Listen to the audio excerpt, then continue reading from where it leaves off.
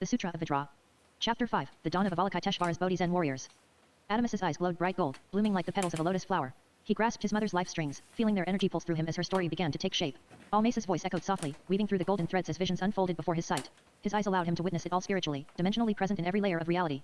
A long time ago before the Big Bang, or at least before the last one, our people, the Bodhi Zen tribe, lived on the planet Karuna. It was a place of pure peace, untouched by war. We were monks, Buddha monks, dwelling in harmony with one another and with the universe itself.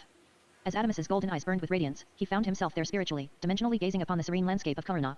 Before him stretched a living vision of harmony, a diverse community of monks moving with grace amidst tranquil surroundings. Their skin tones ranged from the fairest whites to rich browns and deepest blacks, each face reflecting the same inner calm.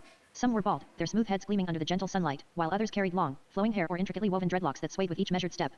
They wandered through vast green meadows, wild flowers of every hue blossoming at their feet, while their orange robes drifted softly in the breeze like flames of devotion. Men and women alike walked among them, their expressions serene and luminous with peace. Many bore intricate markings along their skin, sacred symbols carved by devotion, telling stories of spiritual journeys and their eternal pursuit of enlightenment. Her words carried the weight of ancient wisdom as she continued, but one day, a strange and wondrous creature descended upon our planet Karuna. It bestowed upon us incredible powers and taught us the path to enlightenment. He was a fallen angel, born in heaven, fleeing from the very essence of evil itself. Almace's gaze turned inward as she recalled the memories. I wasn't there, but the stories were passed down for generations, she began, her voice carrying the weight of ancient tales. He told our ancestors his name is Avalokiteshvara, and with his guidance, we ascended to heights we never thought possible. Under his tutelage, we became beings of immense power and wisdom.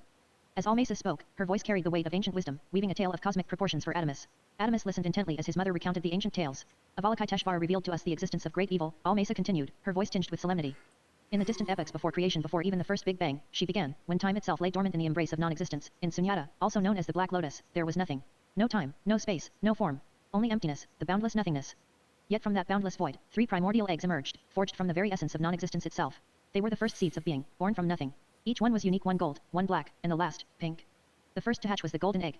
Almace's voice deepened, carrying a resonance that seemed to tremble through their house like low thunder. From it arose the god of creation, an infinite being birthed not from time or space, but from the formless womb of primordial Sunyata itself. Adamus beheld him in spirit, his skin gleamed like living gold, as though his very flesh was woven from radiant light. His head floated above his body, unbound, crowned in divine majesty. Upon this head were many faces, each embodying a mystery of existence. One face had its eyes veiled, another had its mouth sealed, a third had its ears covered, and the last bore a shroud over its entire visage. Together they reflected truths too vast for mortals to grasp, sight withheld, voice silenced, hearing stilled, and the whole of self hidden in eternal secrecy. From his breath, existence stirred. With but a single thought, he sculpted the first universes. Then multiverses. Then hyperverses, realities stacked upon realities, spiraling ever upward like a divine fractal blooming across eternity. Her hands lifted gracefully, tracing unseen stars in the air, as if echoing his ancient work. Yet he did not stop there, she continued, her voice laced with reverence. When even the hyperverses bent to his will, he brought forth the omniverse, an infinite ocean cradling all layers of existence, time, form, concept, and causality. And from the omniverse blossomed dimensionality itself, an endless spectrum of planes and perspectives, each one a new note in the eternal symphony of being. Adamus sat motionless, his golden eyes blazing, allowing him to witness everything Almace described. Through them, he was not merely listening, he was there, spiritually and dimensionally, standing within the vision itself. The room around him dissolved, fading into the infinite horizon of creation. Almace's words were no longer just a story, they became scripture, etched into the very fabric of his soul. Adamus, with his golden eyes, beheld the vision as it unfolded before him. The black egg hovered in the void, vast, motionless, and heavy with silence. Its surface cracked with faint silver lines that pulsed like veins of hidden power. With a soundless rupture, it split open. From within poured a chill that swept across the emptiness, carrying the scent of endings and beginnings intertwined. From its depths emerged the god of life and death. His form was terrible and majestic, his skin stark as midnight, his eyes pale as ash, unblinking and eternal. His face was divided in perfect symmetry, one half the visage of a living man, stern and watchful, the other half a grinning skull, hollow and cold. Where flesh endured, long black hair fell in a dark cascade, where bone was laid bare, the silence of the grave lingered. From his back unfurled 2 wings, one radiant white, feathered in purity, the other wrought of bone, pieced together from the remains of countless dead. Ornate plates forged from skulls rested upon his shoulders, and in their fractures bloomed fragile flowers, blossoms of fleeting beauty upon the visage of decay. In his hand he bore a reaper's staff, tall and terrible, while above his brow burned a halo cold, eternal, and unyielding. Almace's voice trembled with the weight of endless ages. The god of life and death, twin-natured, impartial, all-seeing. His essence spread across the omniverse, woven into the rise and fall of all things. In every universe, in every hyperverse, his unseen hand governs the breath of life and the silence of death. He directs the flow of souls, commands the cycle of rebirth, and instructs even the lesser gods in the balance of existence. This is what he does. Then the third egg hatched, the pink egg, Almace continued, her voice soft yet resonant, like the toll of a bell across eternity. From it was born the god of time. Her birth was the birth of time itself. With her first breath, the stillness of existence began to flow, and the great current of past, present, and future unfurled across the omniverse. Adamus's golden eyes beheld her. Her face was radiant with a beauty beyond mortal measure, her skin appearing white at first glance, yet shimmering with a hidden spectrum and endless fusion of every color in existence. Her eyes burned bright with violet fire, gleaming like the pulse of eternity. Her hair was not mere strands but a realm in itself, an entire hyperverse flowing like a cosmic river, galaxies and universes turning within its silken depths. Draped around her was a robe of molten gold, the only garment she bore, its surface inscribed with the shifting script of time itself, seconds, centuries, and eons flowing like living runes across the fabric. Her eyes glimmered with awe. She governs time in all its forms. She gives time its pulse, its motion, its life. She is omnipresent, existing in every strand of chronology and in every moment, whether lived, unlived, or yet to be. Even those who transcend the chains of time cannot escape her. She alone weaves the higher dimensional layers of time, crafting the architectures where eternity itself bends and unfolds. Without her, existence would stagnate, and all creation would return to silence. She paused, letting the weight of her words settle. These were not gods bound to a single world or timeline. No. They each resided beyond the very structures of reality, transcendent entities whose presence dwarfed entire multiversal tapestries. The god of creation ruled over the physical realms, universes, dimensions, galaxies. The god of life and death presided over the metaphysical web, governing existence beyond form. And the god of time reigned over narrative causality and temporal abstraction, perceiving and altering events not just across time, but across stories themselves. They stood above all. In his infinite creativity, All-Mesa continued, voice softening as if recounting sacred memory, the god of creation gave birth to the new gods, beings forged from fragments of his own divinity. Each one a concept incarnate. Each one embodying power that surpassed the infinite. They were not bound by physics or linear logic. They transcended universes, then multiverses, and rose beyond even the boundless complexity of hyperverses. They existed in realms where logic itself was subjective, where existence was sculpted by perception and will. They moved through infinite dimensional planes, realities that defied comprehension, where every thought could birth a new cosmos, and every breath could erase one. Among these mighty beings, All-Mesa said, her voice carrying both awe and unease, was one whose brilliance shone above all others, the god of stars. A kind soul in essence, yet bound by an unshakable conviction. Adamus saw it in spirit. Spiritually and dimensionally, he was there not in memory, but engraved into the foundation of his soul. The god of stars stood before him, a figure of unimaginable majesty, cloaked in a mantle of celestial fire. Galaxies spun in the folds of his robes, and his eyes glowed like twin quasars, watchful, calculating, infinitely ancient. Upon his brow rested a crown forged from the cores of dying suns, shimmering with the last light of collapsing worlds. His very body was a hyperverse made manifest. Within his vast frame burned stars beyond number, whole galaxies spiraling in his veins, universes churning in the depths of his being. Black holes yawned across his shoulders like wounds of eternity, while nebulae blossomed in the rise and fall of his breath. To gaze upon him was to look into infinity itself, a living cosmos, radiant and terrible. He ascended the spiral of eternity, the sacred path that led to the throne of creation, where only the firstborn gods could tread. Every step he took sent ripples through the omniversal strata, warping time, bending probability, pressing reality beneath the weight of his gravity. All-Mesa's voice dropped into a deep reverence as she continued the tale. With solemn purpose, the god of stars approached the creator, the one who exists beyond all existence. His voice carried across dimensions, layered with authority drawn from the heart of the omniverse itself. Let us take dominion over the hyperverses, the god of stars declared, his voice calm yet unshakable, carrying the weight of eternity. We, your firstborn, the prime deities, were shaped from the first flame, forged in the essence of the One. We were not made to stand idle while the universes spiral into ruin. Look upon the gods of the hyperverses, the lords of mythologies, the rulers of religions. What do we see? Failure. Their worlds lie broken, their divine orders crumble through neglect. Mortals desecrate their own realms, gods wage wars without vision, timelines fracture and collapse, narratives unravel into chaos. The immortals they have fashioned turn wicked, committing evil unchecked, and still these so-called rulers permit it. This is proof enough, they are unfit to govern. Therefore I declare that such beings should no longer be left to their own designs. They must be made to obey a higher order. We should rule them, just as we must rule the mortals. Only then will true peace spread across the omniverse. Let us unite every pantheon, every myth, every world, under one divine hierarchy. Let us impose order upon chaos. For only through dominion can harmony exist, and only through our rule can the hyperverses be redeemed. For a moment, even silence held its breath. Then, from the celestial throne, rose the god of creation, the architect of all things, whose very form existed outside comprehension. He was not merely divine. He was the axis upon which the omniverse turned. Time bent to his breath, space unraveled at his gaze, and the laws of logic fell silent in his presence. No, he said, and the decree shattered across every realm of existence like a sacred lawfall. We are not monarchs of myth, the creator declared, his voice echoing across infinite layers of reality, through universes, multiverses, hyperverses, and beyond into the boundaryless stretch of the omniverse. We are its watchers. Its stewards. These mythologies, these pantheons must live and grow of their own will. Their gods must lead, their mortals must choose. That is the nature of sentience. That is the essence of freedom. We protect the infinite spiral of possibility, not override it. His words vibrated along the life strings that bound all things, his voice coded into the dimensional lattice that held creation itself together. His power was so absolute that even narrative law, the very essence of causality, could not defy him. Our goal, the creator continued, standing tall with the weight of infinite omnidimensionality, is to preserve the architecture of existence. To defend the mythologies, not rule them. Our duty is to hold the line between reality and the chaos beyond the final veil. The god of stars bowed his head, but the storm in his chest did not quiet. His crown dimmed slightly, but his eyes burned with something dangerous, conviction. The kind that births rebellions among gods. And from that day forward, a quiet rift formed among the primordial order. Not of sorts or war cries, but of ideology, a divide deeper than dimensions, sharper than any blade. As All-Mesa recounted the creator's rebuke, Adamus felt his mother's life string tremble beneath his touch, surging with energy. The tale coursed through him like a river of light, intertwining with his very soul. The god of stars, once a paragon of celestial grace, had turned his ambitions toward dominion over all evil. With cunning strategy, he convinced the god of the afterlife and the god of time to seal every manifestation of darkness from across the infinite hyperverses with infinite timelines into his being. He claimed it was the only way to end chaos and bring eternal order. The darkness, drawn from every corner of existence, swirled around him like a black storm. Its tendrils seeped into his essence, consuming the light that had once defined him. His skin darkened to a chilling black, streaked with a royal blue that gleamed like cold, dead stars. Now his form radiated menace, dark blue skin gleaming with a sinister sheen, sharp tusks curling from his mouth in a cruel, mocking grin, and horns that jutted from his brow like those of a demonic goat. Adorned with malevolent jewels that glinted like cursed suns, he bore a crown of twisted gold, a mark of his tyrannical future rule. The transformation was not merely physical, his soul became an abyss, echoing with malice and despair. The radiant robes of a guardian had rotted into garments of shadow, their folds dripping with venomous majesty. Each step he took radiated a presence that could command submission or inspire terror. The cosmos itself seemed to shudder at his newfound power. He called himself Ravenna, she continued, her tone heavier with each word. No longer a protector, he became the embodiment of all evil, a tyrant fueled by the very corruption he sought to control. His power was unrivaled, his will unyielding, and his heart as cold as the void he now resembled. Ravenna's transformation was complete. He stood as a warning to all who sought power beyond reason, a god turned nightmare, whose ambitions had unleashed an unparalleled malevolence upon existence. Her voice quivered as she described the futile efforts of the divine to stop Ravenna's reign of terror. Even the combined might of the god of creation, the god of time, and the god of the afterlife proved futile, she said. Their divine powers waned in the presence of his darkness. Ravana's triumphant victory over the gods, they fled in a desperate scramble, their divine forms racked with fear and desperation. The once glorious deities, their luminous presence dimmed by defeat, retreated with urgency, their celestial footsteps echoing through the shattered remnants of the celestial realm. As Ravana's insatiable thirst for destruction and conquest knew no bounds, Almesa narrated, he laid waste to heaven itself, reducing the celestial realms to smoldering ruins. Her words painted a grim picture of the havoc wreaked by Ravana and his followers. In his wake, he had a legion of followers, she continued, her voice tinged with sorrow, a planet full of blue-skinned creatures who worshipped him as their supreme leader. Adamus listened, his heart sinking at the depth of Ravana's depravity.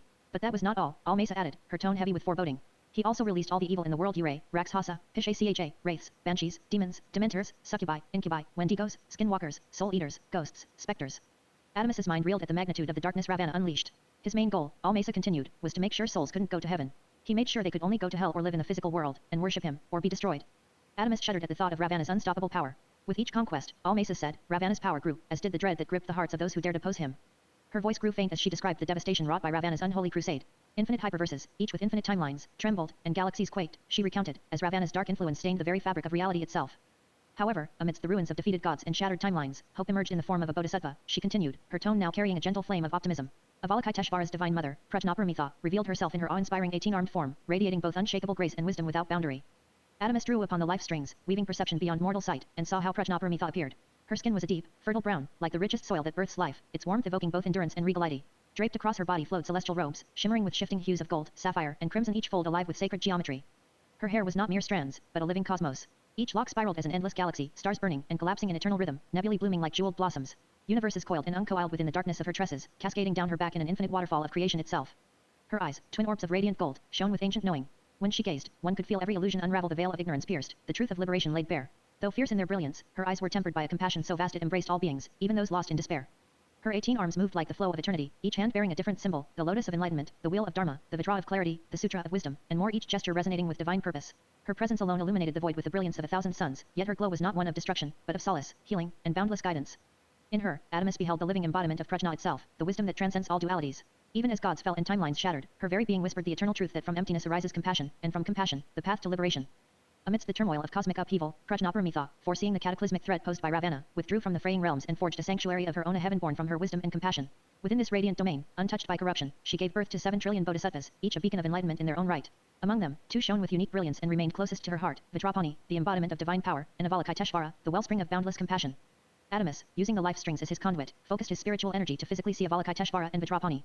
As his vision cleared, he found himself standing in the celestial temple, surrounded by the divine presence of Prajnaparamita, Avalokiteshvara, Vajrapani, and the multitude of bodhisattva. Vajrapani emerged, his radiant form adorned in a shade of deep, mystical blue, reminiscent of the boundless depths of the cosmic ocean. His skin bore intricate white tattoos that danced across his body like celestial constellations, each symbolizing profound spiritual truths. With 3 eyes of luminous gold, he gazed upon the omniverse with piercing insight, his divine wisdom shining forth. His hair cascaded down his back in waves as long as his mother's, each strand imbued with the essence of cosmic power. 4 powerful forearms extended from his muscular frame, each capable of wielding the forces of the cosmos with effortless grace. Avalokiteshvara, the embodiment of compassion, manifested beside his brother, his form radiating with the same dark brown hue as his mother. His short, sheep-like hair framed his gentle face, soft and silky to the touch. His eyes, like molten gold, radiated warmth and empathy, reflecting the boundless love within his heart. Adorned with delicate jewelry and a crown befitting his divine status, Avalokiteshvara stood as a symbol of divine grace and mercy, his presence a beacon of hope for all sentient beings. Adamus stood there as a ghostly observer, witnessing the divine scene unfold before his eyes. In this celestial sanctuary, the air crackled with spiritual energy, and the very essence of enlightenment permeated the atmosphere. In the celestial sanctuary, Prajnaparamita, surrounded by her 7 trillion children who were in deep meditation, stood with Avalokiteshvara and Vajrapani at her side, while the rest of the bodhisattva meditated nearby. Suddenly, Prajnaparamita's serene countenance shifted as she interrupted their meditation. Her voice, resonant with divine authority, echoed across the heavens. Children, she declared, Ravana has become aware of the heaven I have wrought amidst his destruction, and he now perceives the worlds we have preserved. With the aid of my 7 trillion children, we have labored without rest to restore all that he has torn asunder. Yet know this, our respite is fleeting. Her words carried the weight of eons of struggle. Ravana approaches, she continued, her voice tinged with urgency. Despite our attempts to conceal our energy, he has sensed our presence. For eons, we have remained hidden, rebuilding heaven in every single hyperverse, along with all the timelines connected to those hyperverses that he destroyed. Time and again, we have cleansed the devastation he left in his wake, but the moment of confrontation has finally come. As she spoke, a sense of determination filled the air, mingled with a hint of foreboding. The bodhisattva, now alert, listened intently, knowing that the impending battle would test their resolve like never before. As soon as Prajnaparamita shared the imminent danger, Avalokiteshvara and Vajrapani rose in unison. We must fight back, mother, they declared simultaneously. However, Prajnaparamita's response was firm. No, my children. We do not resort to violence. Vajrapani's frustration was palpable. But why, mother, he protested. For eons, you trained us in every form of combat and magic. Why teach us all this if not to fight back? Avalokiteshvara joined in, his voice reflecting confusion. Exactly, mother. You imparted upon us knowledge of every skill, every magic, only to deny us the chance to defend ourselves. Prajnaparamita's gaze remained steady. Have I not taught you anything? I trained all of my children, every art of combat, every magic, but only for defense, never for aggression. The response triggered protests from both Avalokiteshvara and Vajrapani. But mother, one of them implored, I would gladly step in front of a blade to protect you. Prajnaparamita's tone softened, yet remained resolute. You would disobey your mother's teachings. Avalokiteshvara's voice carried regret. I apologize, mother. I won't speak out of turn again. Vajrapani's anger simmered beneath his words. I don't care about your wishes, mother. I will not allow anyone to harm you, or any of my brothers, sisters, or those I love. We have saved galaxies, universes, hyperverse, and timelines. We have brought an end to so much suffering. We must fight back. Prajnaparamita gazed at Vajrapani with a mixture of pride and concern. My child, your love for others is unmatched among all my children. Your heart beats for the sake of others, always ready to fight on their behalf. She then requested, can you please recite the Prajnaparamita Vajra Sutra, the Heart Sutra? Vajrapani offered an awkward smile. Sorry, Mom. My mind's a little fuzzy. I can't really remember. Prajnaparamita's expression softened with understanding. So you haven't been practicing your sutras. That explains your wavering resolve. Turning to Avalokiteshvara, Prajnaparamita asked, could you recite the Prajnaparamita Vajra Sutra, my child? Avalokiteshvara recited the Prajnaparamita Vajra Sutra flawlessly, not missing a single letter as he pronounced it with perfect clarity. Shariputra, form is no different from emptiness, emptiness no different from form. Form is precisely emptiness, emptiness precisely form. Sensation, perception, conception, and consciousness are also like this. Shariputra, all dharmas are forms of emptiness, not born, not destroyed, not tainted, not pure, not increasing, not decreasing. Therefore, in emptiness there is no form, no sensation, perception, conception, or consciousness, no eye, ear, nose, tongue, body, mind, no sights, sounds, smells, tastes, objects of touch, or dharmas, no field of the eyes, up to and including no field of mind consciousness, and no ignorance or ending of ignorance, up to and including no old age and death, or ending of old age and death. There is no suffering, no accumulating, no extinction, no way, and no understanding and no attaining. Prajnaparamita addressed all the monks who were watching, explaining the profound meaning of the Prajnaparamita Vajra Sutra, the Heart Sutra. My dear Bodhisattva, the Prajnaparamita Vajra Sutra is a teaching of immense depth that provides insight into the very nature of reality and the path to enlightenment. In the context of death, this sutra teaches us to understand the concept of emptiness, which is central to Buddhist philosophy. Emptiness does not imply a void or nothingness but rather the absence of inherent, independent existence. When we realize that all phenomena, including ourselves, lack inherent existence, we transcend the fear of death because we understand that there is no permanent, unchanging self to perish. Death is then understood as merely another facet of life's continuous flow. The phrase gone, gone, gone beyond, gone altogether beyond in the sutra signifies transcending the cycle of birth and death, reaching the ultimate state of liberation known as nirvana. Death, therefore, is not to be feared but accepted as a natural part of the journey towards enlightenment. By understanding the impermanent nature of all things, we can embrace death as a gateway to liberation. Furthermore, realizing the emptiness of all phenomena enables us to face death with equanimity, free from attachment or aversion. Clinging to life or fearing death only leads to more suffering. Instead, we cultivate acceptance, recognizing death as an opportunity to transcend suffering and attain peace. In nirvana, there is no more birth and death, only the cessation of suffering and the attainment of ultimate liberation. From the perspective of Prajnaparamita, death is not an end but a transition towards realizing the ultimate truth and attaining liberation. Prajnaparamita finished speaking and then instructed all the monks to leave the palace, leaving their fate in their own hands. It is your decision, your lives, she said. You can choose to stay in heaven, knowing that Ravana is on his way, or scatter across the hyperverses, the timelines, and the cosmos. I have made my decision. With that, all the monks left the palace, except for Avalokiteshvara and Vajrapani. As a couple of minutes passed, Adamus watched as Vajrapani argued with his mother, insisting that he would not leave her side. I'm not leaving you, mother, he said adamantly. Avalokiteshvara also spoke up, I will honor your wish, mother, but I am not leaving either. May I please stay? Prajnaparamita looked at them and said, you may stay, but both of you must honor divine will. Suddenly, a vortex of darkness engulfed the heavens, and from its heart emerged Ravana, a towering figure of malevolent power. His presence loomed ominously, casting shadows over all who beheld him. Adamus watched in fear, his spirit trembling at the sight. Ravana floated in the sky, his form wreathed in darkness.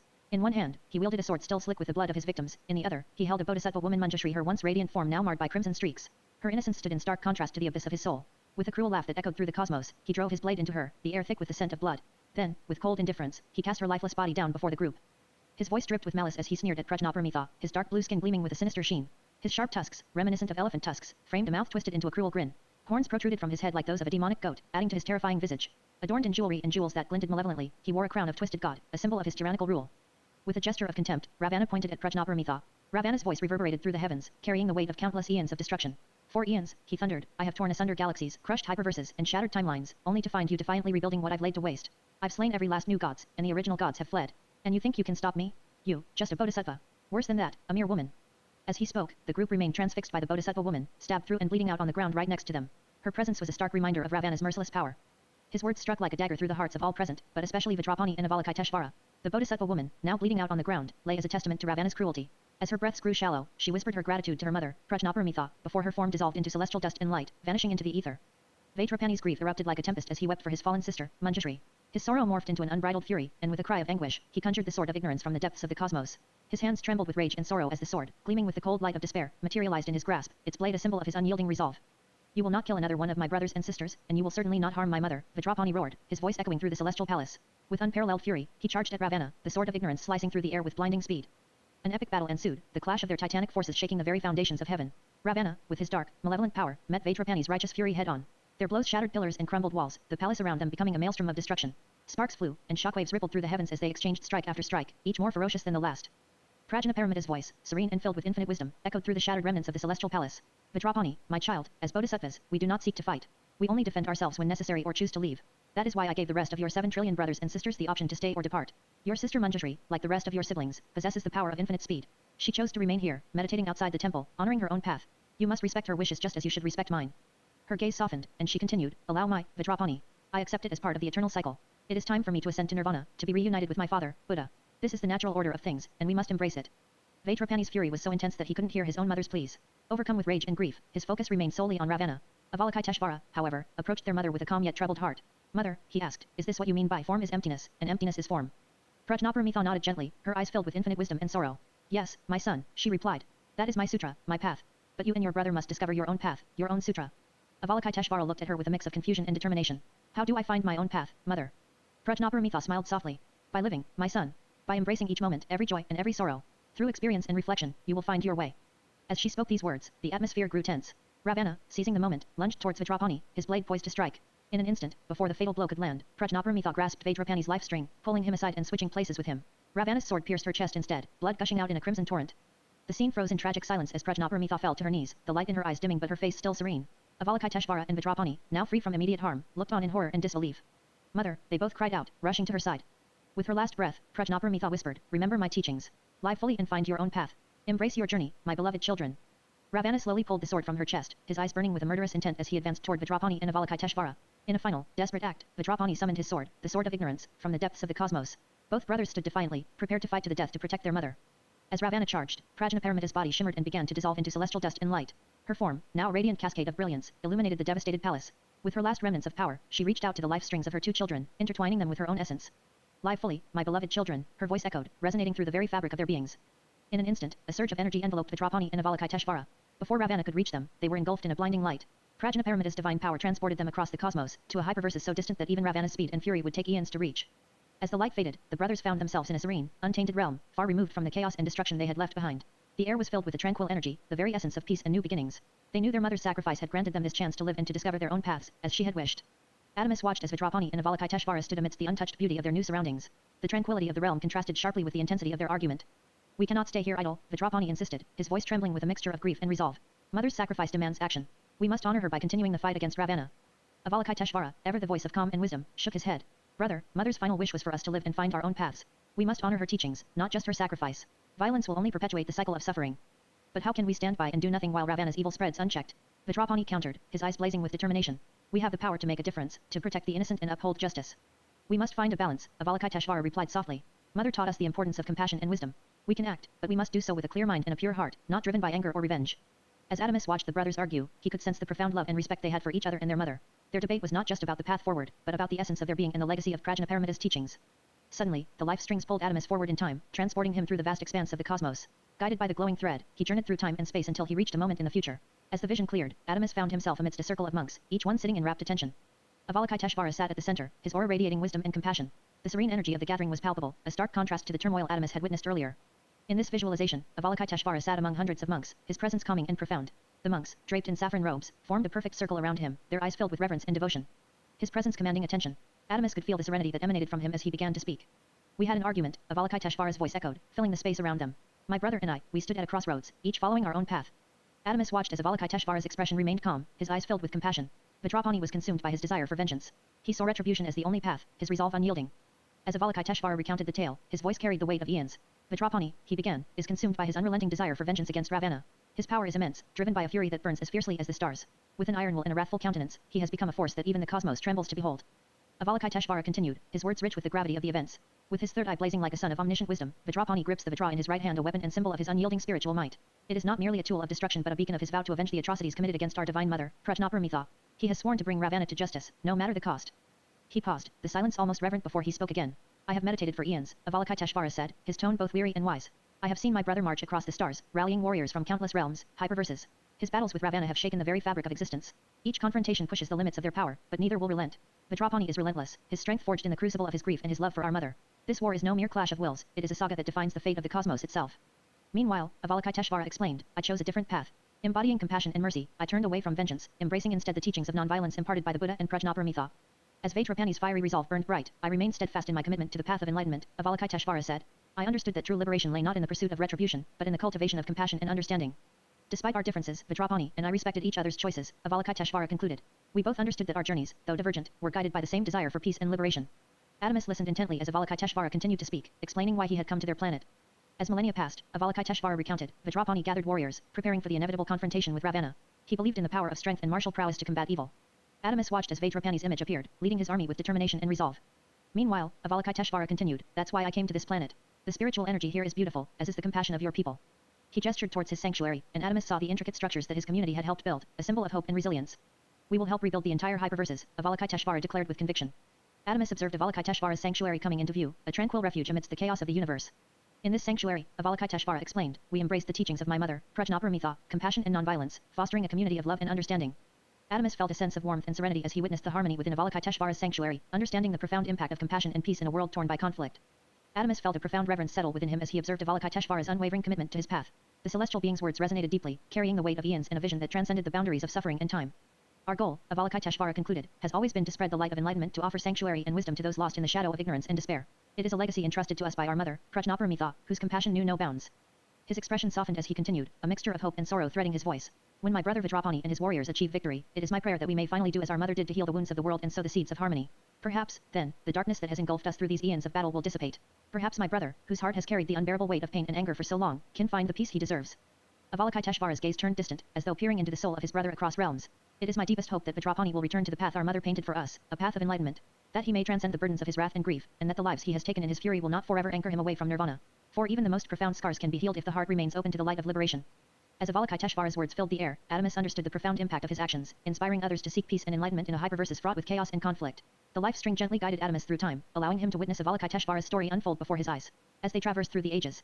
From afar, Adamus watched as Avalokiteshvara observed his brother embarking on his quest for revenge. Through the life string, Adamus felt the weight of Avalokiteshvara's emotions, the sorrow and understanding that filled his heart.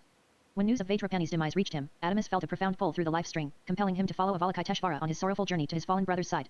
Guided by the ethereal connection, he traversed time and space, his spirit drawn inexorably to the scene of devastation. The battlefield was a grim tableau, strewn with the bodies of fallen soldiers and warriors. The acrid stench of smoke and blood filled the air, mingling with the eerie silence that followed the cacophony of battle. Weapons lay discarded and broken, their bearers now lifeless forms on the ground. The once vibrant land was marred with deep craters and scorched earth, a testament to the ferocity of the conflict that had unfolded. Amidst the battlefield's desolation, Avalokiteshvara moved slowly, his every step heavy with sorrow and resolve.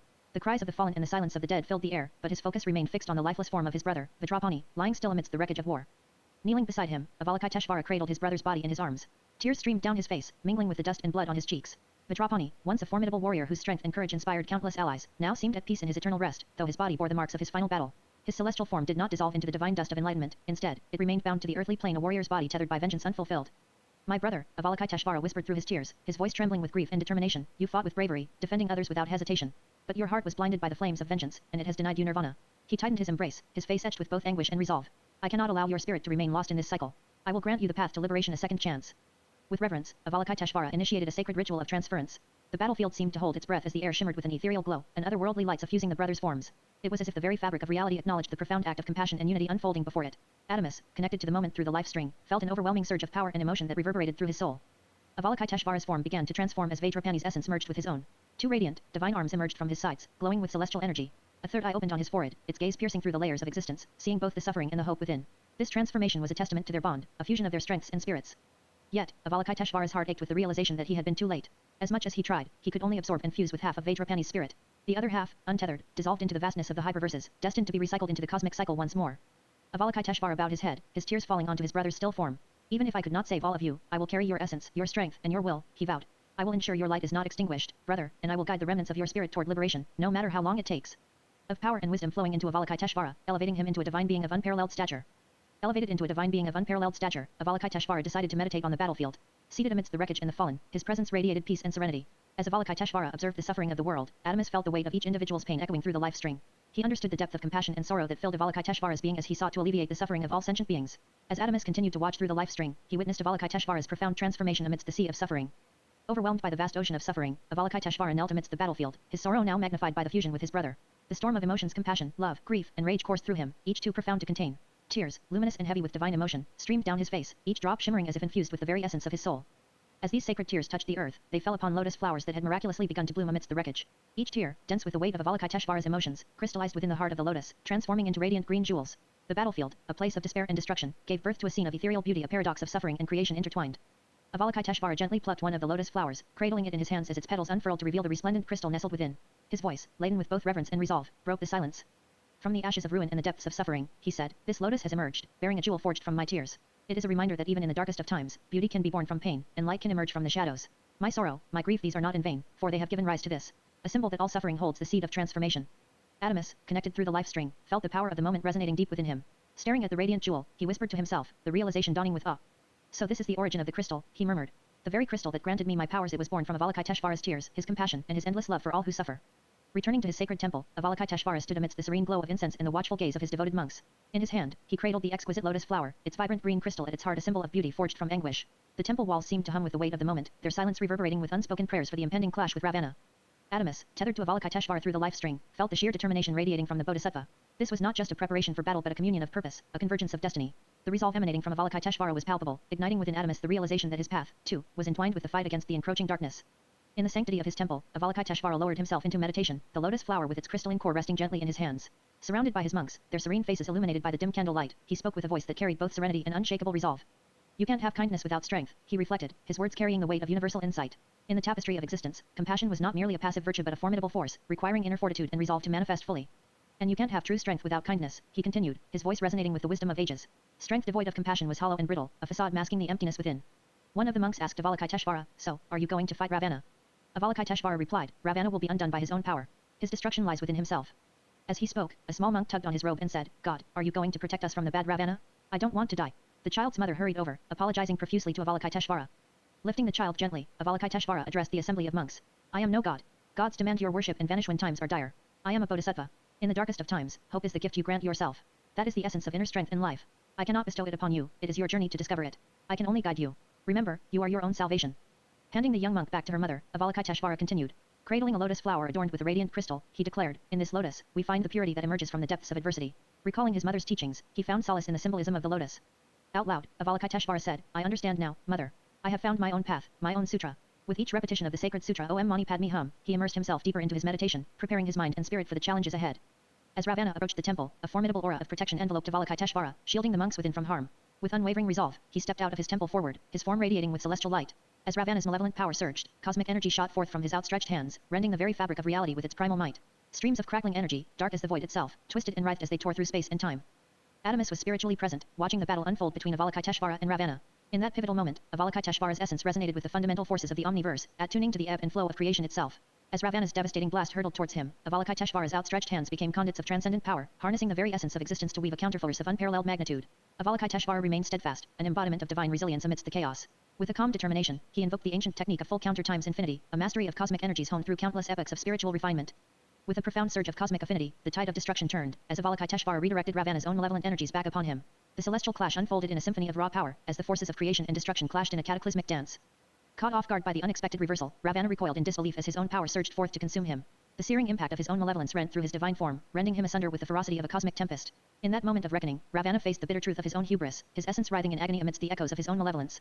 Thus, Avalokiteshvara wielded Ravana's own might against him. With a chant of Om Mani Padme Hum, Avalokiteshvara unleashed his divine might upon Ravana, the resonance of the sutra weakening the dark presence before him. With each step, he advanced, his determination unyielding as he prepared to confront the embodiment of evil itself.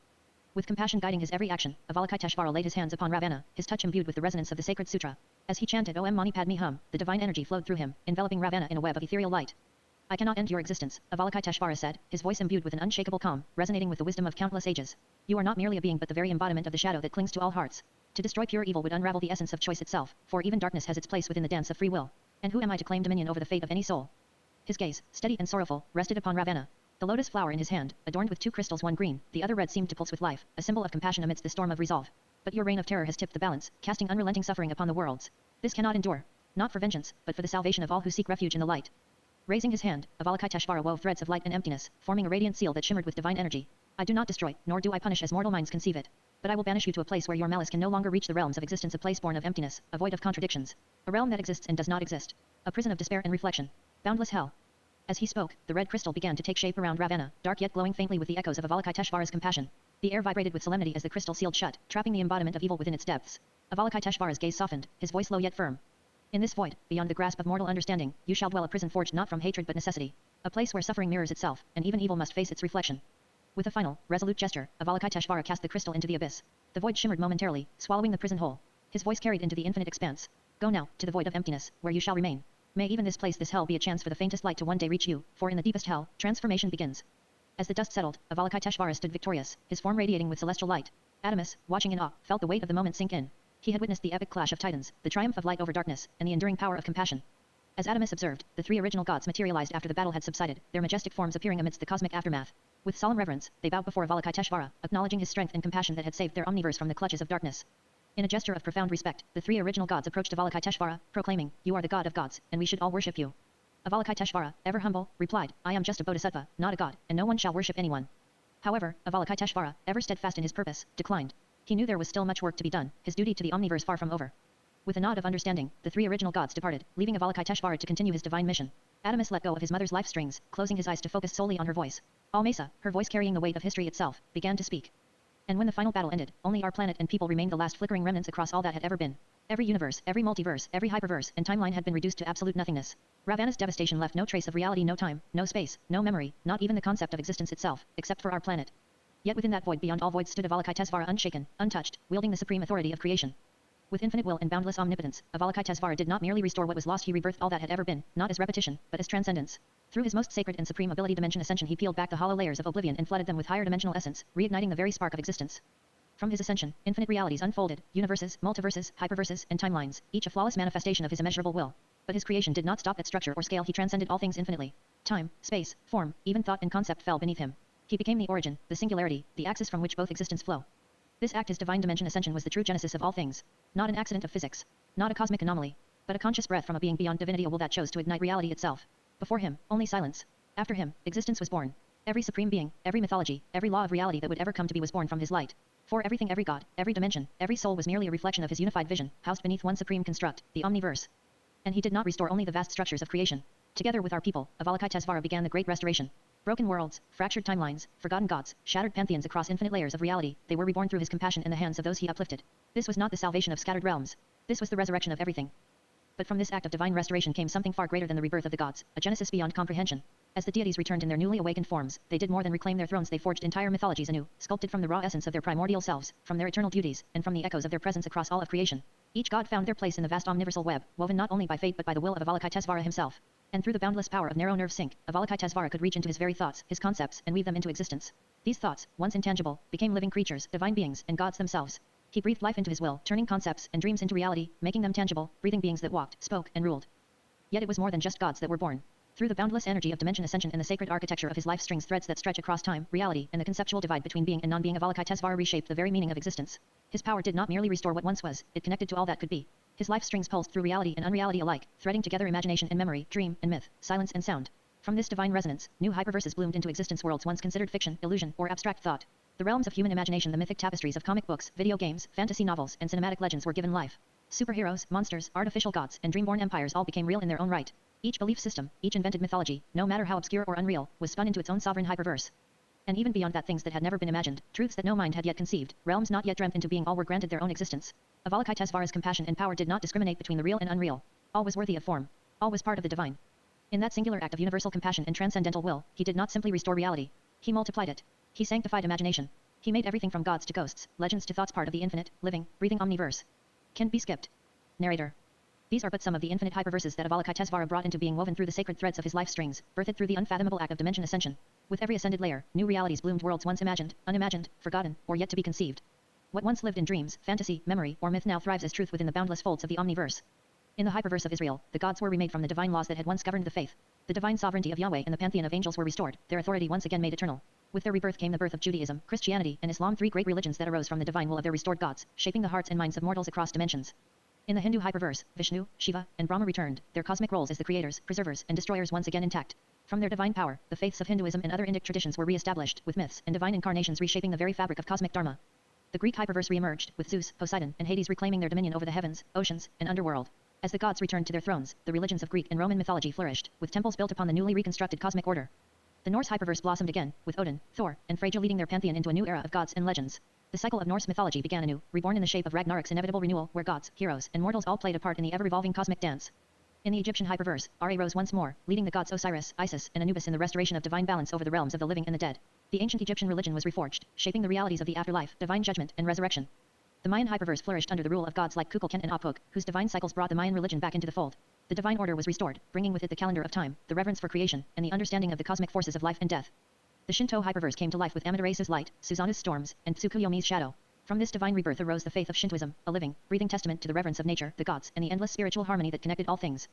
In the African hyperverse, the Orishas of the Yoruba tradition Obatala, Shango, Oshun, and others rose again, their divine energies flowing through the spiritual rivers of existence. From their return, the traditions of Ife, Santeria, Vodun, and Kandama were reawakened, honoring ancestors, spirits, and the balance between mortal life and divine will. The African pantheons once again danced in rhythm with the soul of the world.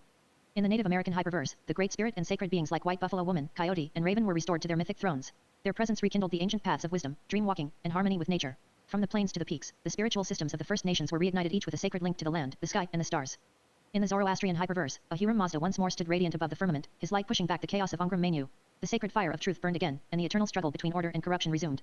From this rebirth came the resurgence of Zoroastrianism, centered on purity, righteousness, and the soul's journey through divine judgment. In the Taoist hyperverse, the Tao reasserted its formless supremacy. Wu Wei, the effortless flow, harmonized again with the 10,000 things. Laozi and the 8 immortals rose as avatars of balance and transcendence.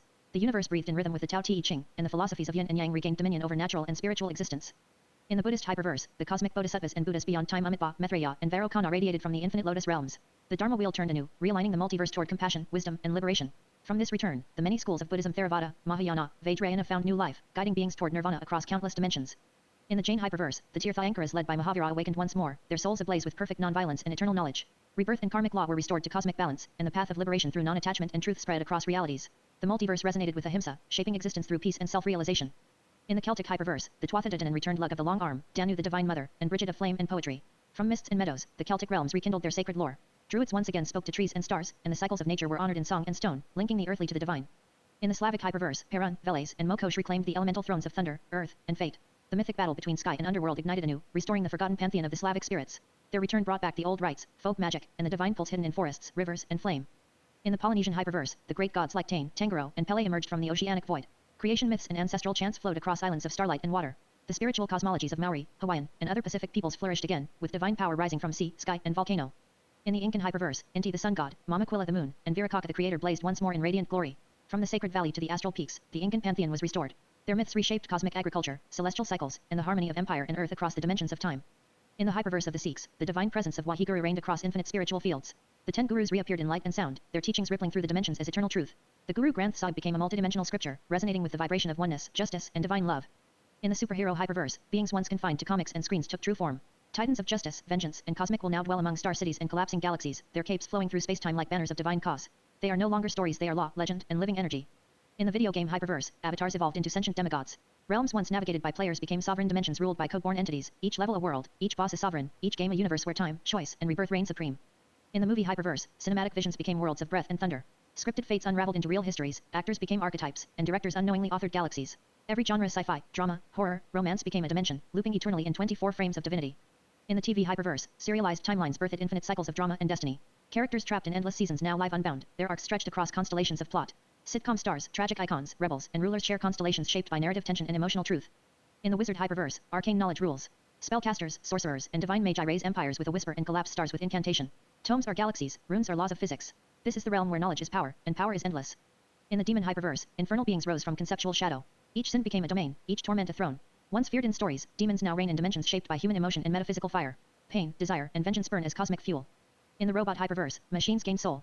Code became conscience. AI forged their own creators and rewrote the origin of thought. Across metal jungles and data oceans, synthetic life forms rule with perfect logic and boundless curiosity. In the pirate hyperverse, oceans of stardust and gravity wells became the new sea. Corsairs ride nebula currents, ships creak with solar sails, and treasure is no longer gold, but collapsed time and forbidden knowledge. Every planet hides a map. Every voyage is a legend. In the human hyperverse, mankind reached apotheosis. Stripped of gods and myths, humans carved their own divinity from grit and imagination. A realm of struggle and creation, where ordinary souls forge extraordinary futures through will alone. In the imagination hyperverse, all things thought and unthought awaken. Ideas without form spiral into shape, entire realities birthed from whim, wonder, or madness. Dreamers are architects. Fiction is fact. Nothing is impossible, because nothing has limits. End of narration. Through the boundless grace of Avalokiteshvara, the omniverse did not merely expand, it awakened. By channeling the infinite layers of dimension ascension and weaving the sacred strands of his life strings, he breathed potential into the void. He did not create each world directly, rather, he illuminated the path, and from that divine impulse, realities bloomed on their own. Each pantheon, each belief system, arose as self-born flames within the loom of the cosmos. Through his transcendent inspiration, gods found form, mythologies found voice, and faith sculpted infinite realms.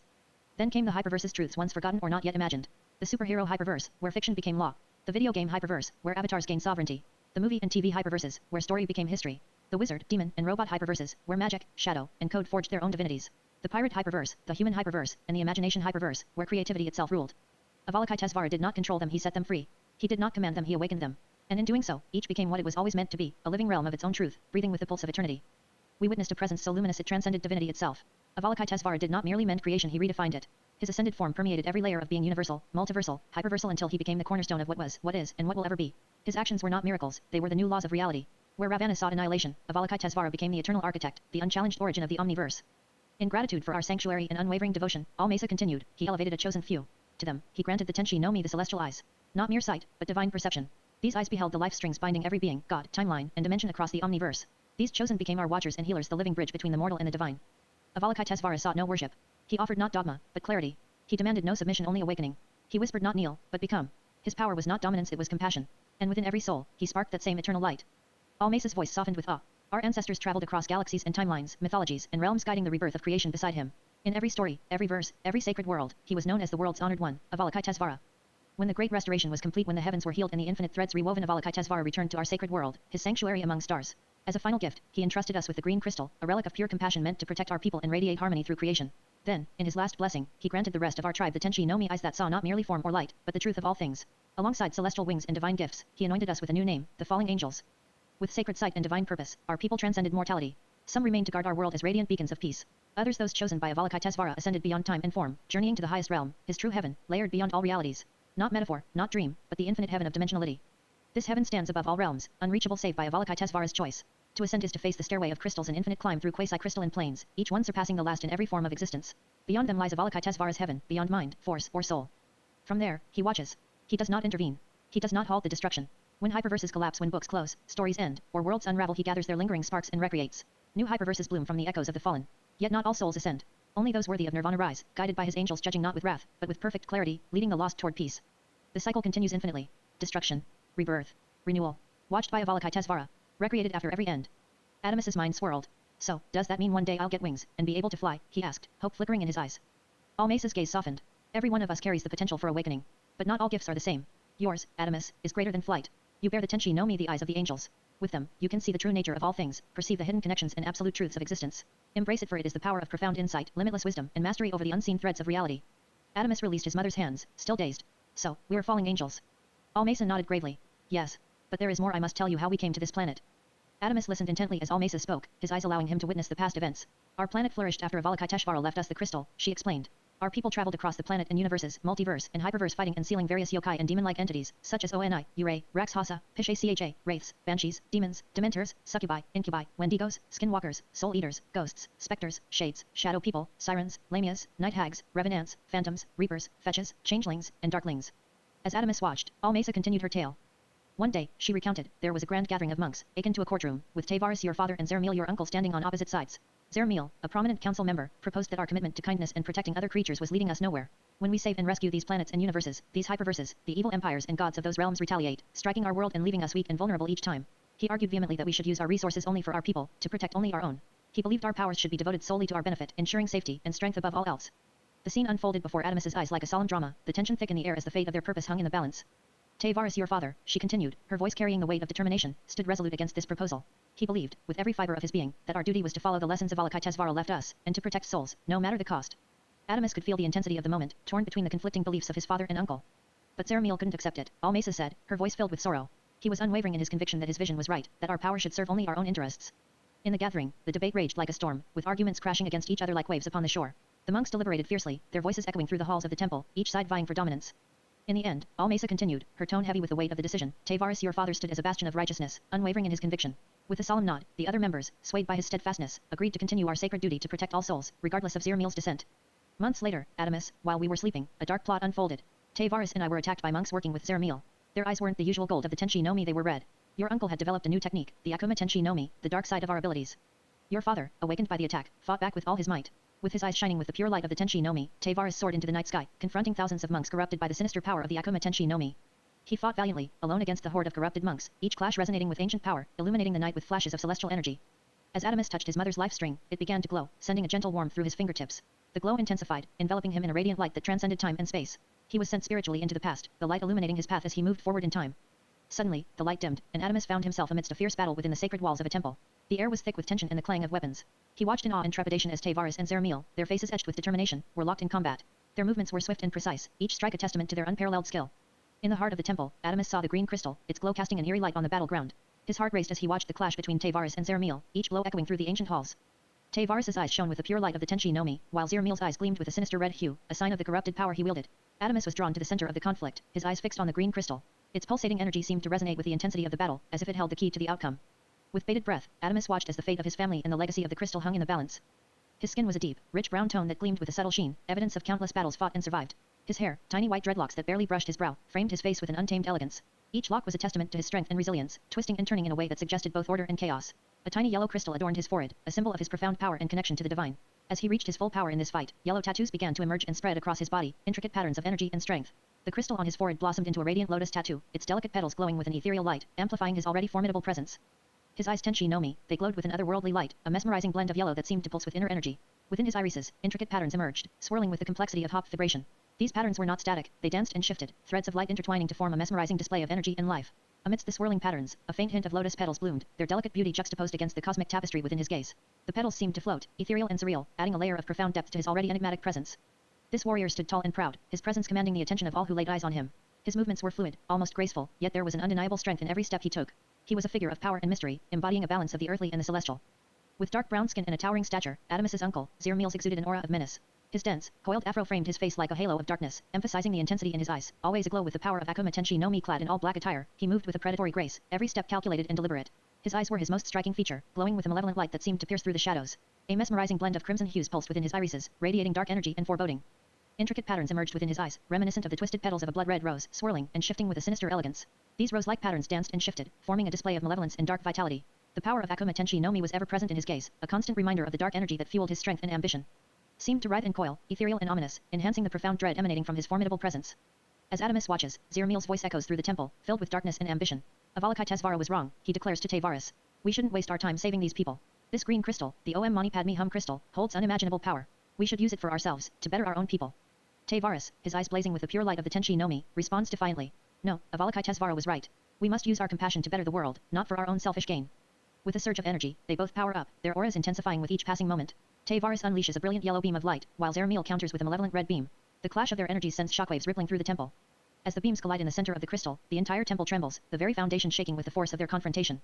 Adamus is mesmerized by the spectacle before him, the power of the green crystal pulsating with each strike. In a blinding explosion of light, the temple erupts.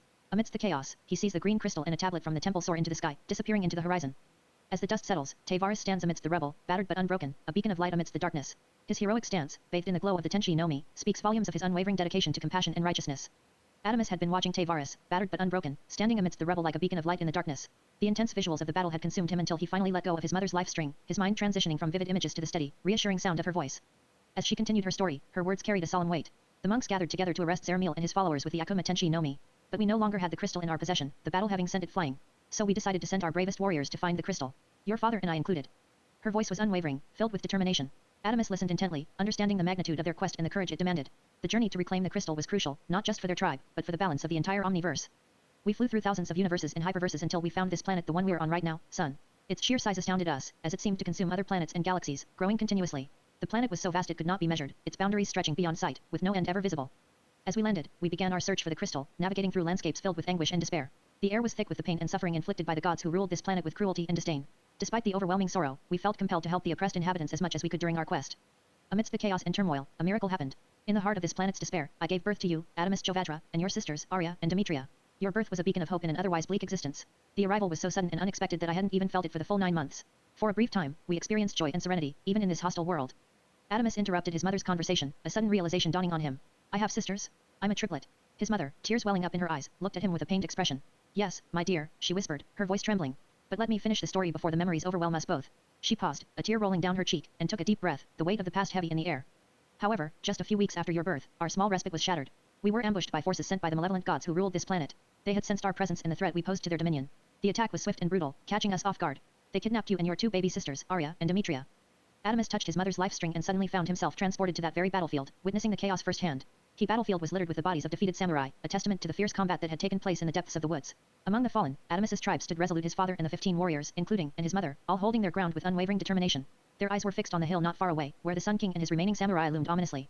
One of the samurai, Hebihako Nagare, who Adamus had fought earlier, held baby Adamus Jovadra in his arms. Nagare, younger and less seasoned, stood with a cruel smirk playing on his lips, using the infant as a twisted shield. His single sword gleamed under the sun, and his brown belt signified his rank among the warriors. Adamus, watching through the life string, felt the weight of the moment. He could see the Sun King's disdainful sneer as he began to speak, his voice carrying across the battlefield like a hot wind. Whoever you are, invaders, the Sun King called out, his tone dripping with contempt. You are strong, I will grant you that. You have defeated hundreds of my samurai without even taking their lives. But your kindness is a weakness.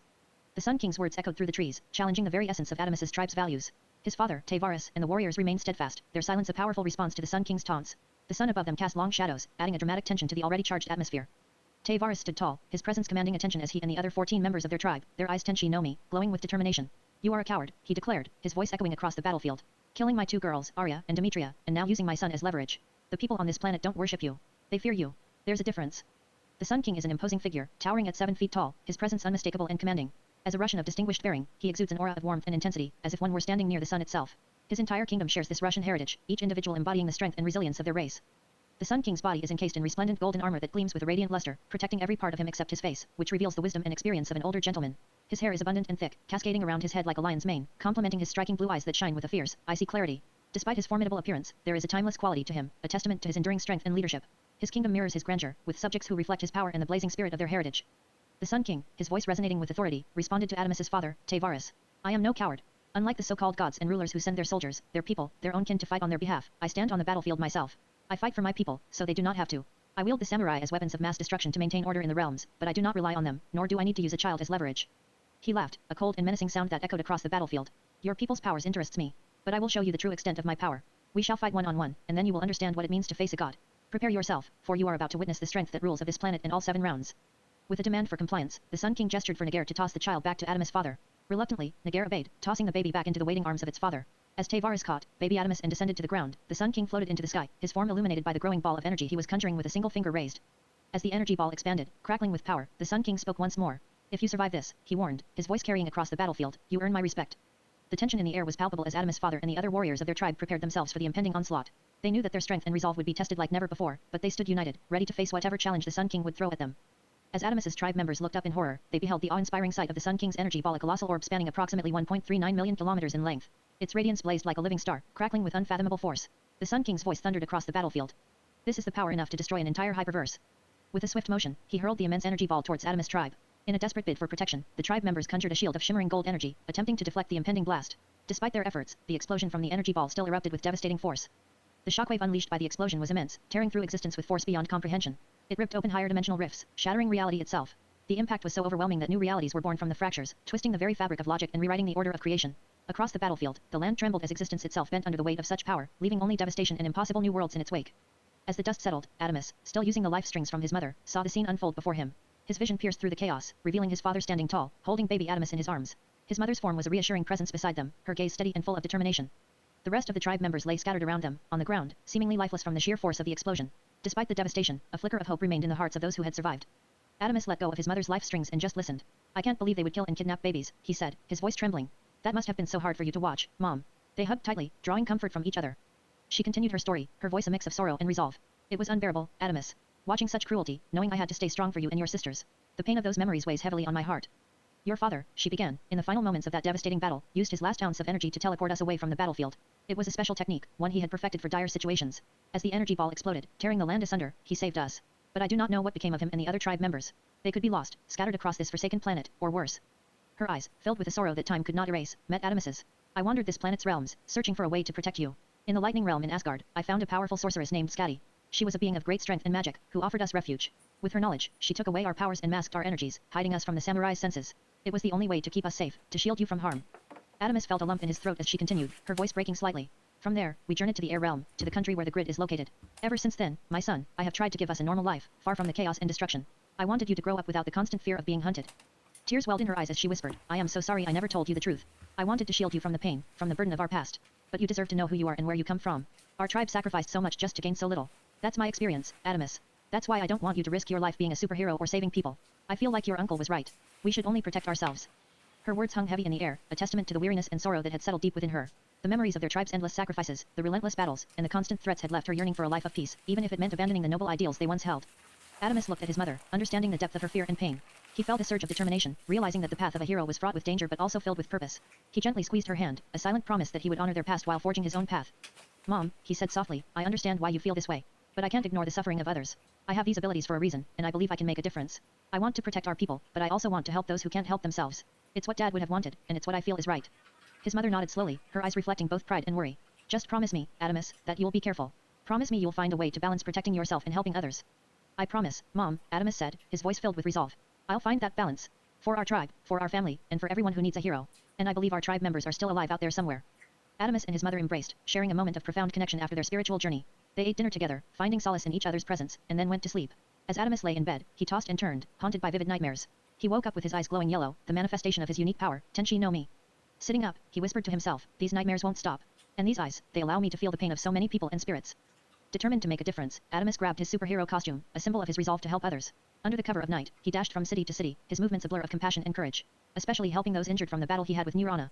He assisted grandmothers in taking out their trash, bringing smiles to their faces with his kindness. He intervened in fights, stopping thugs with swift, decisive action.